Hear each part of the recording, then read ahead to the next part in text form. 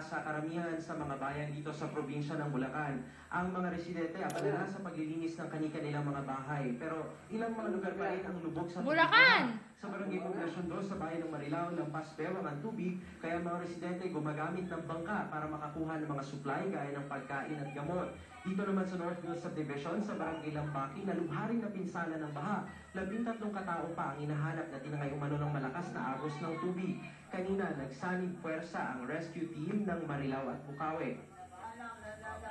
Ginalugan nila ang ilog sa Marilao, may kawayan hanggang sa Ubando, pero bigo silang makita ang mga hinahanap. Nangako naman ang rescue team na ipagpapatuloy nila ang paghahanap bukas sa pinakadulo ng Ubando, malapit sa Manila Bay. Hanggat kaya pa namin tutuloy-tuloy tayo. At nandiyan naman ang ating provincial disaster sa pangunguna ni Sir Lambert. Kasama rin natin ang Bukawi Rescue na tumutulong sa atin para kahit pa paano ma-recover natin yung mga body ng pang mga sinasabing nawawala.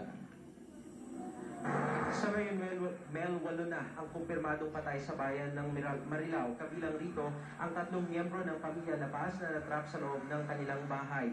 Isa pang bangkay ang natagpuan sa gilid ng North Luzon Expressway na pinaniniwala ang inano din sa kasagsagan ng flash flood. Nakilala siyang si Homer Albano. Aabot sa 5,000 ang mga pamilyang apektado at sa ngayon ang pangunahing pangangailangan pa rin nila Mel ay ang malinis na tubig na maiinom, pagkain, damit at gamot dahil ang ilan daw sa kanila ay nagkakasakit na. Sa pinakahuling tala ng Provincial Disaster Coordinating Council, 27 ang naitalang patay sa buong probinsya ng Bulacan. May puspusan pa rin yung sinasagawang relief operations para nga tugunan yung mga pangangailangan ng mga apektadong residente. Maraming salamat sa iyo, Steve Dailisa, nag-uulat mula sa Bulacan. Susunod!